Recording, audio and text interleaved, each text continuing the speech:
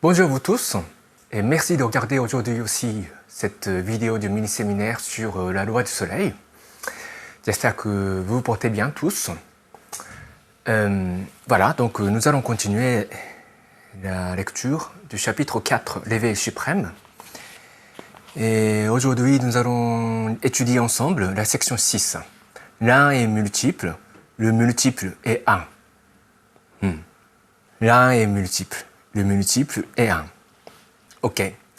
Alors, donc je vais lire certains passages et je vais ajouter certains commentaires pour essayer de, résumer les points à retenir, malgré, la nature abstraite de l'objet d'étude ici. Ok. Donc nous allons essayer. Jusqu'au niveau de Bodhisattva, la condition de l'âme se trouve en quelque sorte limitée à sa forme humaine. À l'origine, l'esprit est un corps énergétique sans forme, une intelligence sans apparence. Or, au cours de longues années de transmigration, à travers lesquelles d'innombrables incarnations humaines ont été vécues, beaucoup sont limités par la perception de l'âme sous forme humaine et perdent aux conséquences leur liberté naturelle. C'est pourquoi les bodhisattvas à cette dimension conservent leur allure humaine, même dans le ciel. Ok, je m'arrête ici. Donc, ça c'est une sorte de limite qui existe dans la conscience des bodhisattvas, qui sont déjà très évolués en tant qu'êtres humains, qui sont des anges, mais qui se limitent dans leur forme humaine. Ils sont très évolués en termes d'activités déployées dans des conditions humaines, on va dire, avec 2 bras, 2 jambes, une tête, même s'ils ont des airs pour voler, leur niveau de conscience est limité sur ce point. Ils sont prêts à se consacrer pour les autres en tant qu'humains. Mais leur conscience même n'a pas encore atteint le niveau qui leur permet de se débarrasser de leur forme humaine pour redevenir à l'état originel de leur esprit. Donc ça, c'est l'objectif de l'apprentissage spirituel imposé aux bodhisattvas. Vous voyez, donc même les anges doivent toujours travailler sur eux-mêmes. Même s'ils sont des représentants de Dieu dans leur domaine, ce n'est pas suffisant. Il y a encore des choses à apprendre, même pour les anges. Ça, c'est vraiment un aspect extrêmement important de l'enseignement de la puissance, je crois. Je pense que dans la religion chrétienne, on a l'impression que les anges sont là juste pour accomplir leur mission divine. Et on ne peut pas imaginer qu'ils sont en train d'apprendre pour s'évoluer encore davantage. Donc c'est une réalité révélée par la puissance. Voilà. Donc, je l'ai répété à maintes reprises, les êtres humains, y compris les anges, sont tous des voyageurs éternels sur le chemin du progrès spirituel. Donc, je vais continuer la lecture. La situation est un peu différente dans le royaume des Tathagata à 8 dimensions. Ceux-ci savent qu'ils ne sont pas des âmes avec une forme humaine. Pour eux, l'apparence humaine n'est que le souvenir des incarnations dans un corps physique au cours de longues années de réincarnation. Les Tathagatas savent, non seulement intellectuellement, mais aussi avec leurs sensations réelles, qu'un esprit est un corps énergétique intellectuel, un faisceau de lumière sans forme. Voilà. Donc, quand on atteint le degré de Tathagata, on comprend parfaitement qu'on n'a pas de forme physique. On n'a pas d'apparence fixe. Et ce n'est pas seulement au niveau de transformation de l'apparence.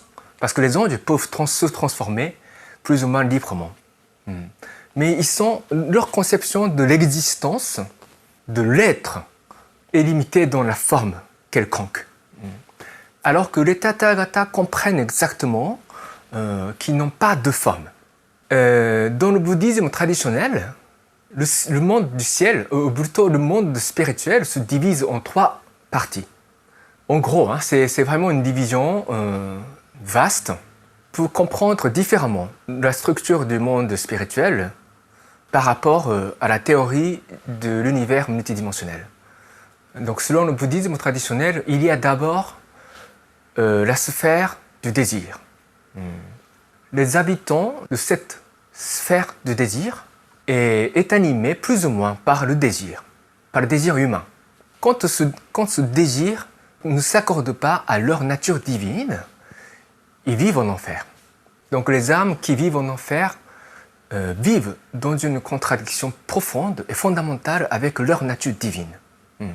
Donc, de ce fait, on peut les qualifier des malades.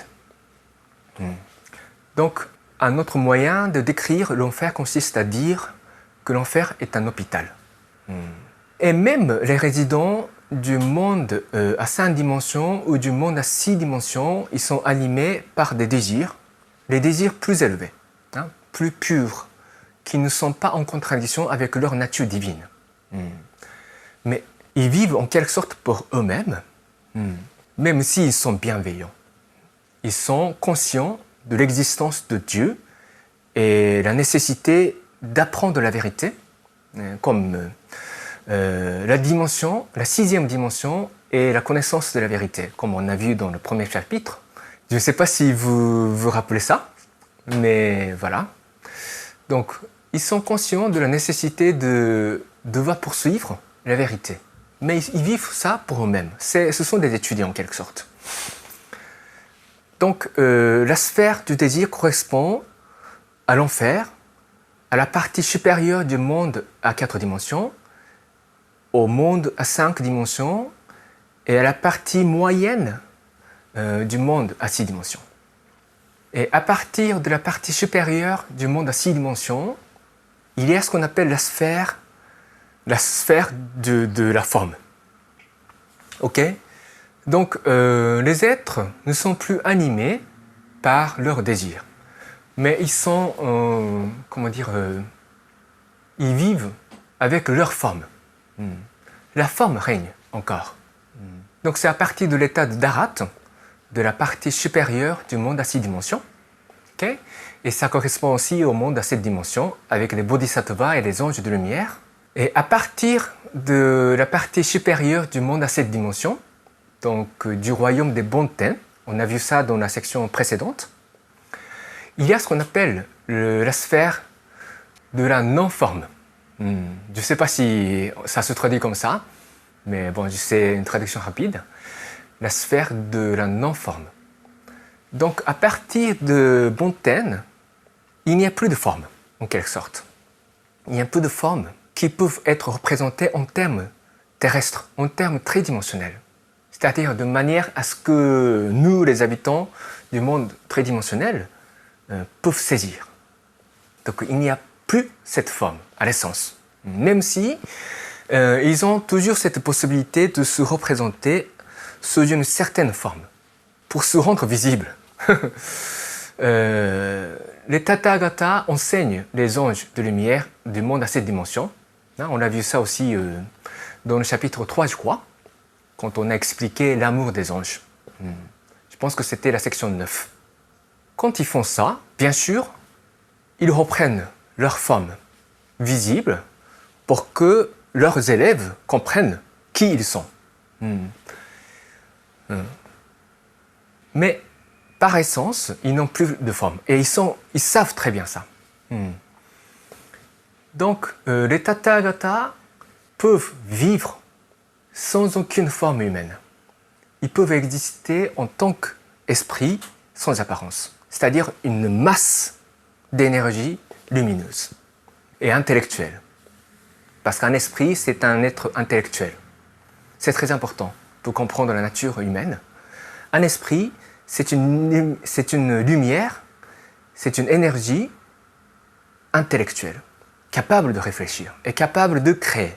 Capable de créer et capable de réfléchir. Et ça, c'est la nature humaine. C'est très important.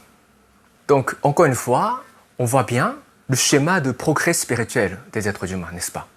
Plus on s'évolue spirituellement, plus on devient libre. Et devenir libre signifie se débarrasser de la forme humaine et saisir l'essence de l'esprit.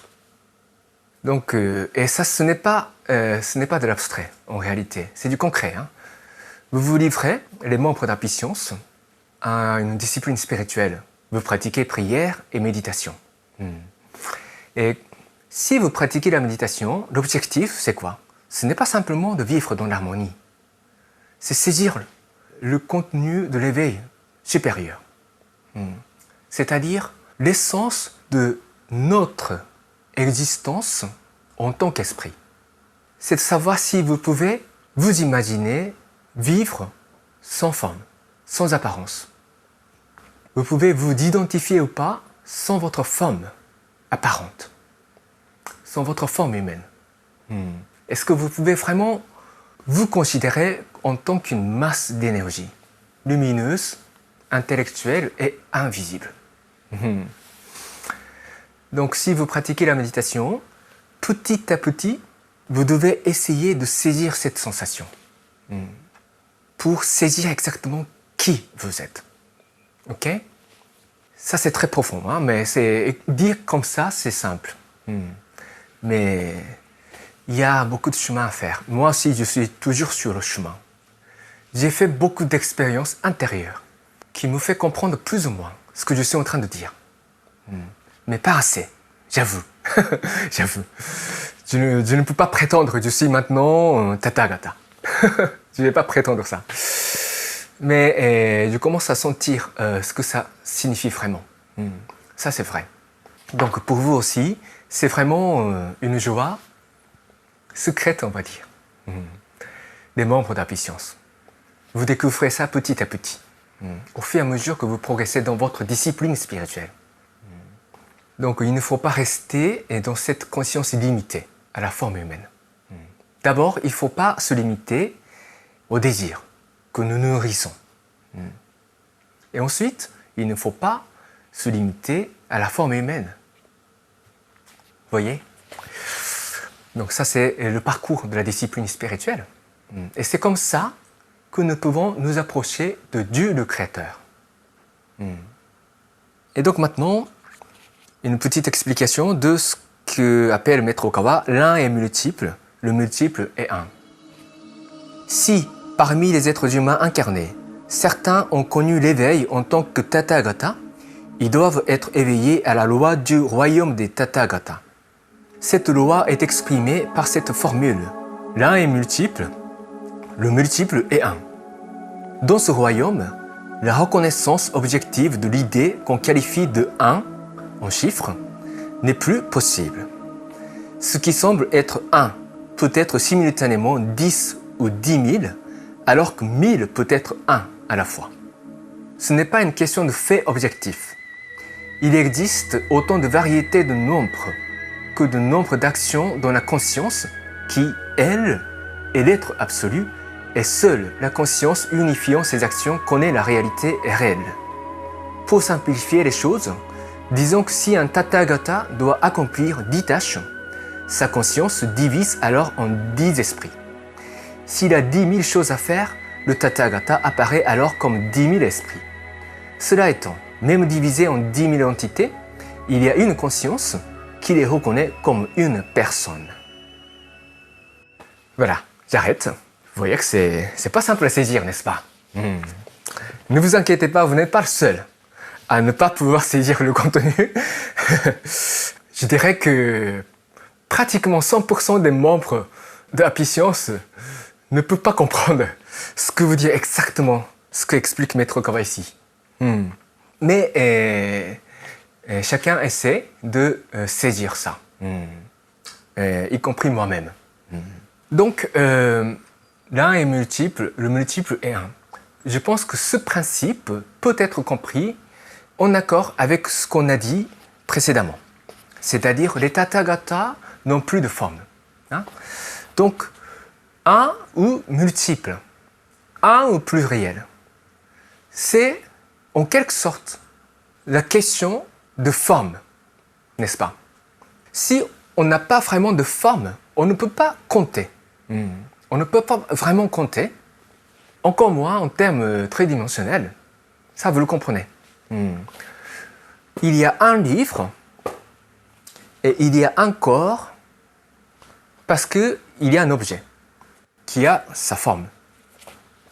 Mais quand il n'y a pas de forme, on ne peut plus compter. Et c'est ça l'essence des esprits. Donc cette compréhension du nombre n'a plus d'importance pour les Tathagata. Un Tathagata, un esprit de Tathagata existe. Mais en termes d'action pour les dimensions inférieures, il faut qu'ils prennent certaines formes. Et ils peuvent se diviser comme ils veulent. Si c'est pour accomplir la mission accordée à cet esprit. Il y a un Tathagata de guérison dans le bouddhisme. On appelle ça un Tathagata de médecine. Donc un Tathagata de médecine peut se diviser en 10 000 ou en millions. Si le besoin de guérison se fait sentir, donc ça veut dire s'il y a 1 million de gens qui prient au Tathagata de médecine, ils peuvent se diviser en 1 million d'entités pour venir aider ces gens qui le prient. Et ça devient possible parce que les Tathagata ne se reconnaissent plus en tant qu'une entité avec sa forme. Voilà. Et c'est comme ça qu'ils sont plus proches de Dieu le Créateur. Lui, il est omniprésent. Maître Okawa a donné dans un autre livre une description de ce qu'est le Dieu le Créateur. C'est très intéressant. En utilisant la métaphore d'un arbre. Il dit que le Dieu le Créateur, le Seigneur El Kantare, c'est comme un arbre.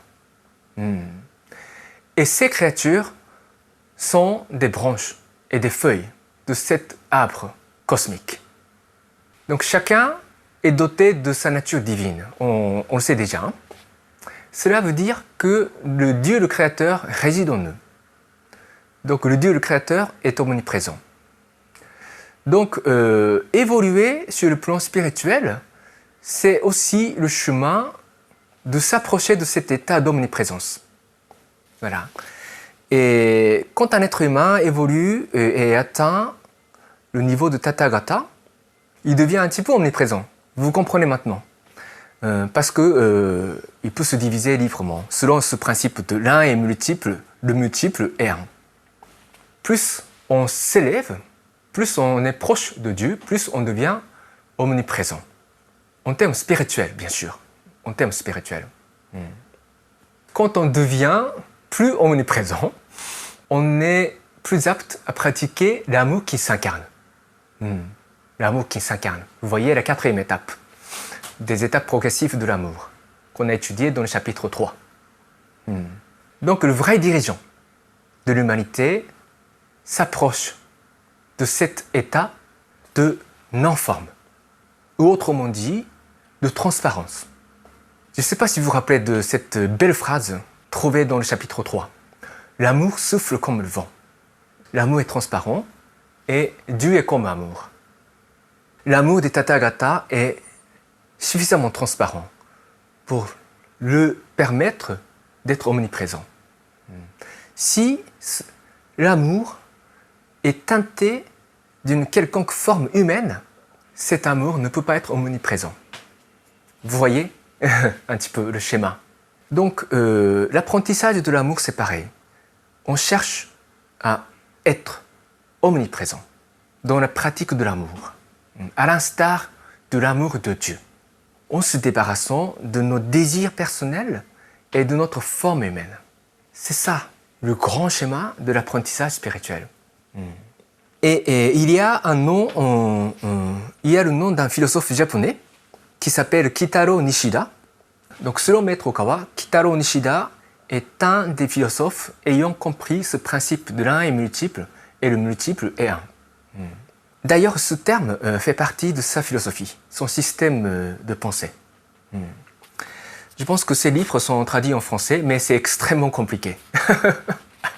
Il n'y a que des choses abstraites et c'est extrêmement compliqué. Si il y a des gens qui comprennent ça, chapeau, hein, vraiment. Mais il a essayé d'expliquer son éveil spirituel d'un Tathagata. Parce que Kitaro Nishida était un Tathagata. une de ses vies antérieures était Aristote, un grand penseur grec, hein, au fondement même de la civilisation occidentale. Et il s'est réincarné en tant qu'un moine bouddhiste en Chine. Son nom d'alors était Maître Wu-Men Huikai. Wu-Men Huikai. Voilà, un grand maître de bouddhisme zen. Et il s'est réincarné plus récemment en tant que Kitaro Nishida. Donc c'est ainsi que les grands personnages se réincarnent aussi, pour accomplir leur mission et pour poursuivre leur apprentissage spirituel. Pour connaître plus d'exemples des grandes figures qui s'incarnent au-delà des frontières des civilisations, vous avez besoin de lire la loi d'or. Vous avez beaucoup d'exemples de ce type.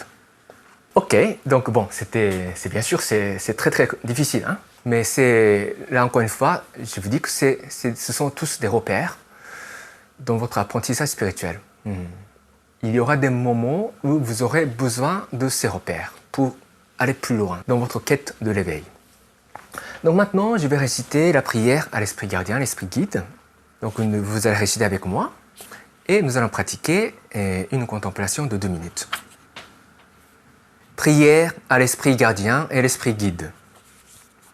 Mon esprit gardien, mon esprit guide, au plus profond de mon cœur. Vous êtes ma fontaine de vie, ma lumière d'espérance, ma source de sagesse, mon bouclier de courage.